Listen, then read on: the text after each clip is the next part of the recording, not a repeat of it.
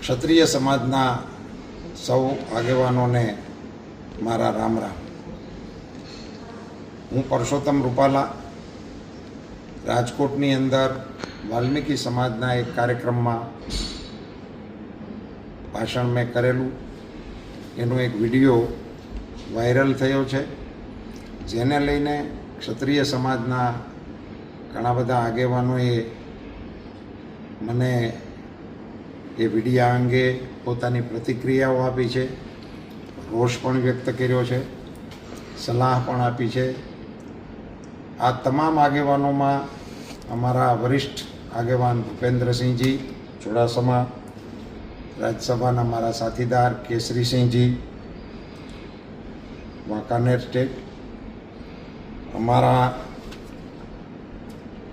માનદાતાસિંહજી રાજકોટથી, પૃથ્વીસિંહ જેઠવા ઘુમલીથી, તેજપાલસિંહ સરવૈયા ભાવનગરથી, અર્જુનસિંહ વાળા જસદણથી ને હમણાં મનદીપસિંહજી પાલીતાણાથી બોલતા હતા. એ ઉપરાંત અમારા રાજકોટના આગેવાન ભોગુભા, પ્રદીપસિંહજી, કિરીટસિંહજી રાણા વગેરે આગેવાનો સાથે મારી વાતચીત થઈ. એના પ્રતિભાવો પણ મને મળ્યા છે.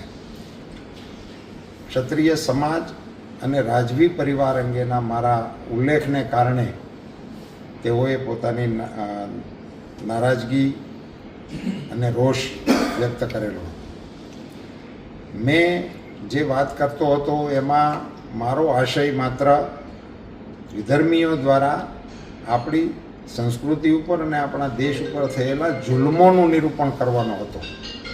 સહેજ પણ રાજવી પરિવાર કે ક્ષત્રિયોને નીચા દેખાડવાનો મારો કોઈ આશય કે ઈરાદો ત્યારેય નહોતો, અત્યારેય ન હોય અને ભવિષ્યમાં પણ ના હોઈ શકે. તેમ છતાં આ મારા વિડીયો થકી કે મારા આ પ્રવચનના ઉલ્લેખ થકી કોઈ પણની લાગણી દુભાઈ હોય તો હું દિલગીરી વ્યક્ત કરું છું, દિલથી માફી માગું છું અને ક્ષત્રિય સમાજની ગરિમા અને ગૌરવની ખેવના ધરાવતો હોવાને કારણે આ માત્ર ચૂંટણીલક્ષી વાત નથી, પણ કાયમી ધોરણે આ પ્રકારના વિષયો પ્રત્યે મને પણ કોઈ પણ પ્રકારનું મનમાં ઓછપ કે ઉણપ લાવવા જેવું કે એમને કોઈને એમની ગરિમાને ઘસરકો પહોંચાડવાનો મારો કદી ઈરાદો ન હોય એવી મારી નમ્ર સ્પષ્ટતા કરું છું અને આપ સૌને આ વિષયને અહીંયા પૂરો કરવા માટેની વિનંતી કરું છું. ધન્યવાદ.